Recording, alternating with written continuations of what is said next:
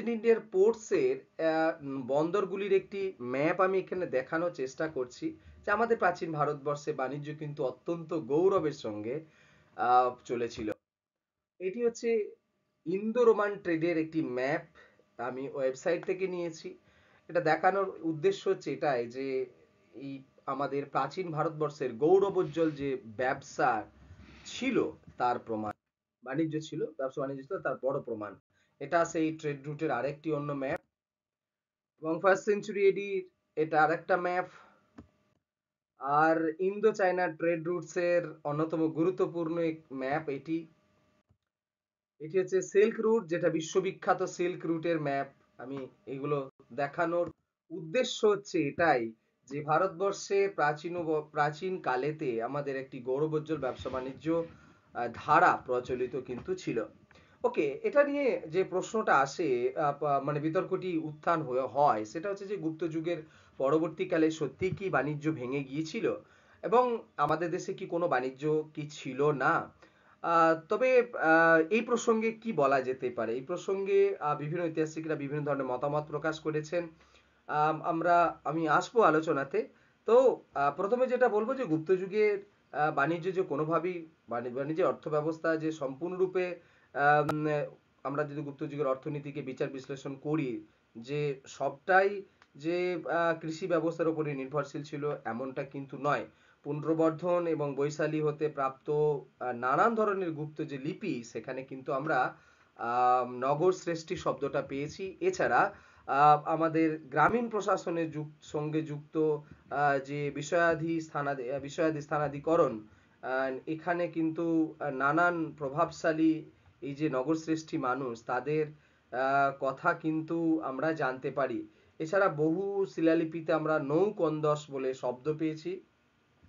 এই নৌকন্দস শব্দটি যদি আমরা বাংলা করি ঐতিহাসিকদের মতানুসারে, এটি হচ্ছে নদী বন্দর। বাংলায় কিন্তু তৎকালীন সময়ে নানান ধরনের বাংলা তো নদীমাতৃক দেশ ছিল। তো যার ফলে বাংলাতে অনেক নদী বন্দরের কথা উল্লেখ আছে, এবং হিউয়েন সাং উল্লেখ করেছেন যে তাম্রলিপ্ত থেকে বর্তমান যে শ্রীলঙ্কা নৌ চলাচলের ব্যবস্থা নাকি ছিল।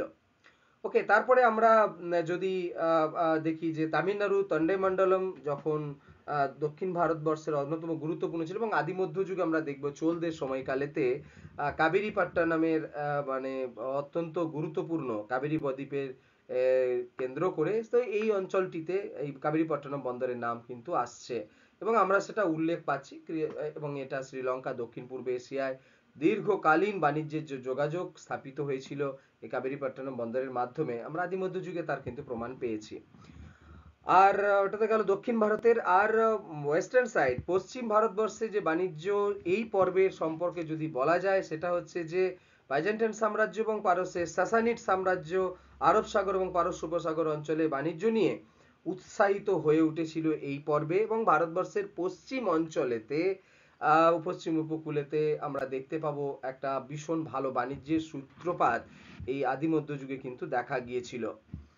তো অষ্টম শতাব্দীতে আমরা দেখব যে আব্বাসিদ খলিফাদের পৃষ্ঠপোষকতায় আরবরা, সেলজুক তুর্কিদের সময়কালের কথা বলছি, আরবদের আগমন কিন্তু পশ্চিম ভারতবর্ষে হয়েছিল, এবং যার ফলে এরা পশ্চিম এশিয়া লোহিত সাগর এবং চীন সাগর এই যে এবং পূর্ব পশ্চিম সমুদ্র বাণিজ্য ভারতবর্ষে অত্যন্ত গুরুত্বপূর্ণ ভূমিকা পালন করছিল, এই পর্বটাতেই আমরা কিন্তু দেখতে পাই।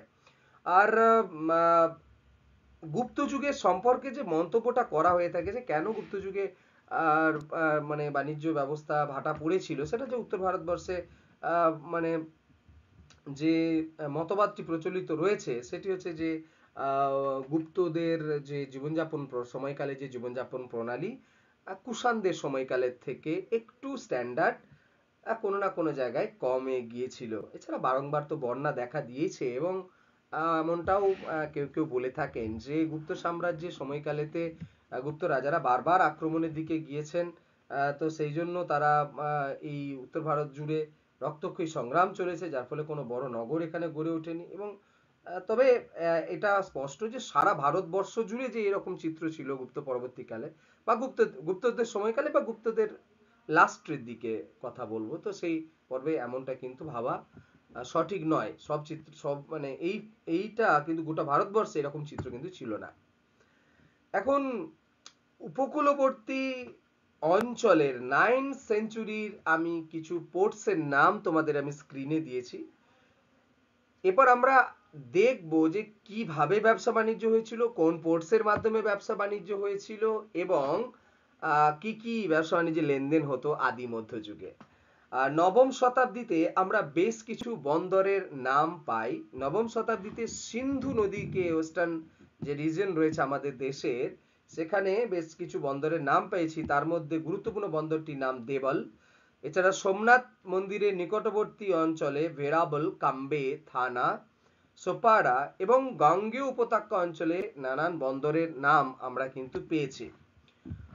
তার মানে আদি মধ্যযুগে যে ব্যবসা বাণিজ্যের প্রচলন ছিল, এই বন্দরই হচ্ছে তার বড় প্রমাণ। এবার আসি কোন কোন দ্রব্য আমদানি রপ্তানি হচ্ছে এই সময়তে। এই সময়ে বিদেশি যে মানে বিদেশ থেকে যে সবকিছুই আমদানি হতো এমনটা কিন্তু নয়। ভারতবর্ষ কিন্তু পণ্য রপ্তানির জন্য এই সময় প্রস্তুত ছিল। বিশেষ করে চায়নার কথা বলবো। চায়না থেকে আমরা যেটা ইম্পোর্ট করতাম সেটা হচ্ছে চীনামাটির পাত্র এবং চায়না সিল্ক। আর আমাদের দেশে চীনেতে রপ্তানি হতো আমাদের দেশ থেকে সুতি বস্ত্র, হাতির দাঁত, গন্ডারের খড়গ এবং নানান জাতের রত্ন। তো নানান জাতের রত্নের এর সঙ্গে সঙ্গে আমরা দেখব আরব দেশের সঙ্গে বাণিজ্য। এই আদি মধ্যযুগে আমি কিছুক্ষণ আগেই বলছিলাম যে ওয়েস্টার্ন সাইড, আমাদের যে ওয়েস্টার্ন কোস্ট, এখানে কিন্তু আরবদের সঙ্গে আমাদের দেশের বাণিজ্য কিন্তু ভীষণভাবে গড়ে উঠেছিল। এবং আরব সাগরকে কেন্দ্র করে পশ্চিমে যে রপ্তানি সামগ্রীগুলির মধ্যে অন্যতম ছিল সেটা হচ্ছে গোলমরিচ সহ বিভিন্ন মশলা এবং সুতি বস্ত্র। আর সুতি বস্ত্রের নানান ভ্যারাইটি এই সময় লক্ষ্য করা যাচ্ছে, যার ফলে বোঝা যাচ্ছে যে চাষবাসের পরিমাণ বেড়েছিল।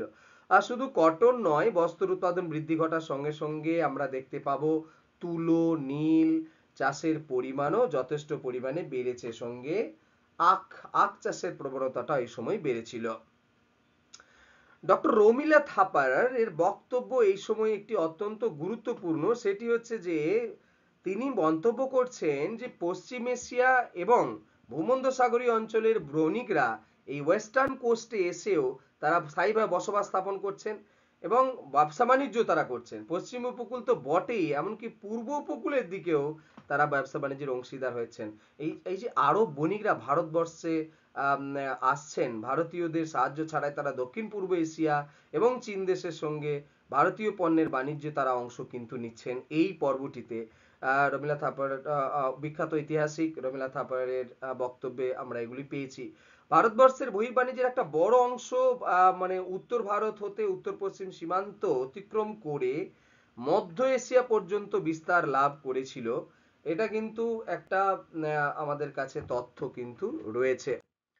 আমি এরপর আসবো একটা বক্তব্যের, রামশরণ শর্মা স্যারের যে বক্তব্য 600 থেকে 1200 হাজার খ্রিস্টাব্দের মধ্যবর্তী সময়কালের ভারতবর্ষের কেন্দ্রীয় অর্থ ব্যবস্থা নাকি ক্ষতিগ্রস্ত হয়েছিল। এবং এই পর্বে তিনি একটা ডিটেলস বর্ণনাও দিয়েছেন যে আমাদের এই সময় ভারতবর্ষের রাজনীতি যদি খেয়াল করি তাহলে গুর্জর প্রতিহার, আর গঙ্গা যমুনা দোয়াব অঞ্চল এবং রাজস্থানের, আর পাল রাজাদের অধীনে বাংলা, আর রাষ্ট্রকূটদের অধীনে দাক্ষিণাত্য, এই অঞ্চলগুলিতে একটা আঞ্চলিক অর্থ ব্যবস্থা কিন্তু গড়ে ওঠে। ডক্টর শর্মার যে হিসেব সেই অনুযায়ী এখানেতে গ্রামগুলির কাঠামো স্বয়ং সম্পূর্ণ হয়ে উঠেছিল এবং সে কারণে বাণিজ্য তার যে আসল যে গতি সেই গতিপথ হারিয়ে ফেলেছিল।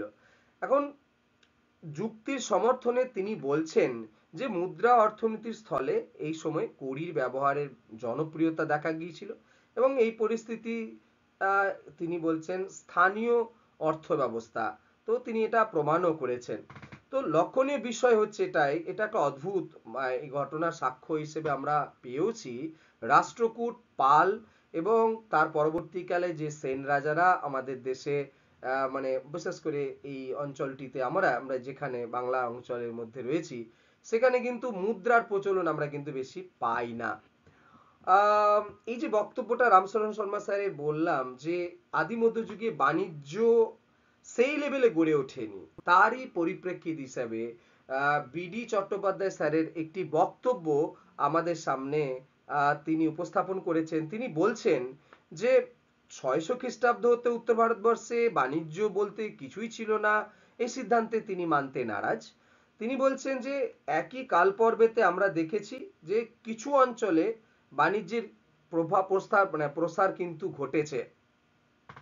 এখন বহু তাম্র শাসনের উদাহরণ দিয়ে তিনি দেখাচ্ছেন যে উদ্ধৃতি দিয়ে তিনি বলছেন পণ্য বাণিজ্যের কথার প্রমাণ তিনি পেয়েছেন, এবং এই প্রমাণ থেকে বুঝতে অসুবিধা নেই যে ভূমিদান পদ্ধতি, আমাদের যেহেতু বারবার বলছি এই পর্বেতে ভূমিদান বিশেষভাবে সংগঠিত হয়েছে প্রচুর পরিমাণে, এই ভূমিদান পদ্ধতির ফলে চাষবাসের একটা যে চরিত্র সেটারও একটা বড় পরিবর্তন কিন্তু হয়েছিল, এবং নতুন ধরনের যে পণ্য উৎপাদন প্রক্রিয়াও শুরু হয়েছিল।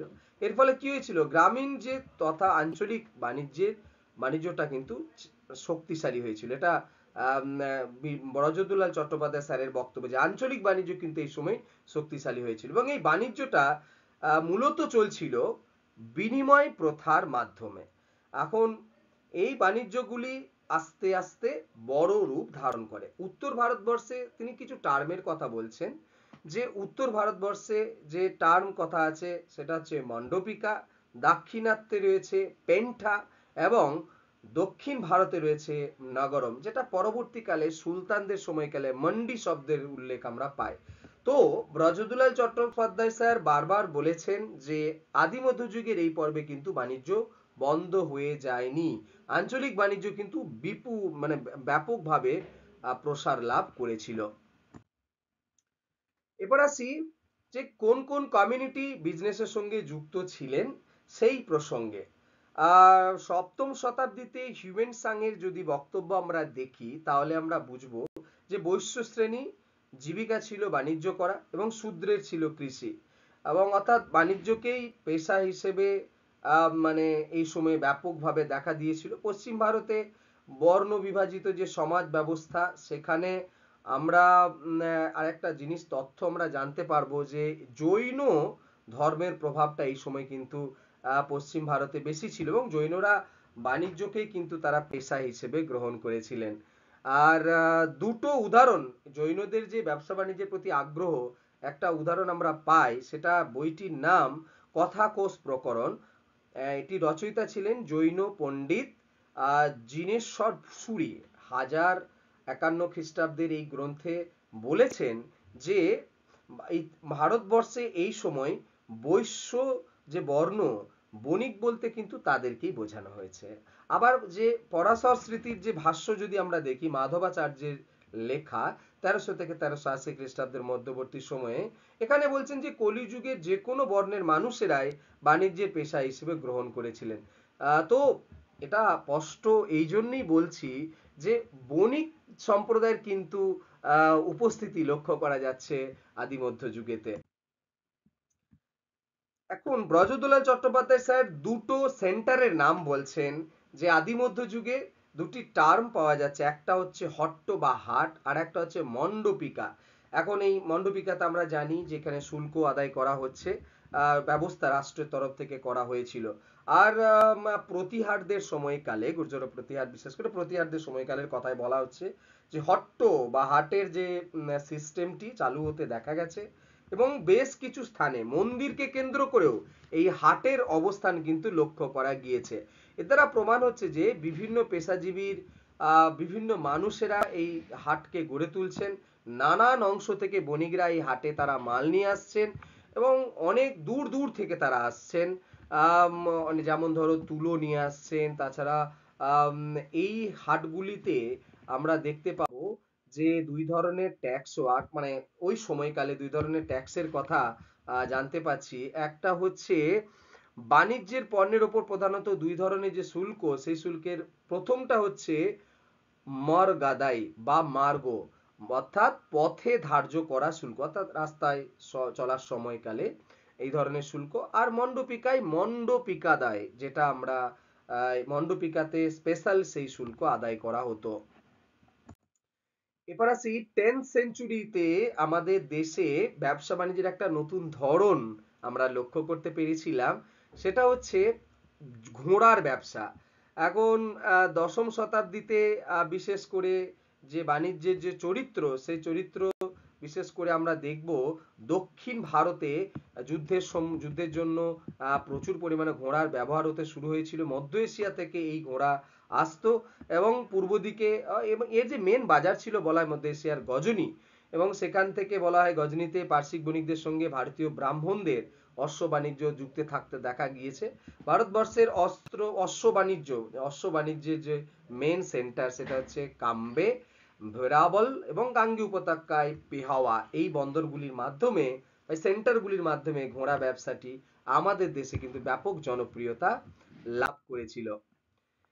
এবার আসি হট্টগুলিতে গ্রামের যে দিন দিন বৃদ্ধি পাচ্ছিল আদি মধ্যযুগেতে, এবং এইগুলিকে কেন্দ্র করে নগরও গড়ে উঠতে দেখা যাচ্ছিল।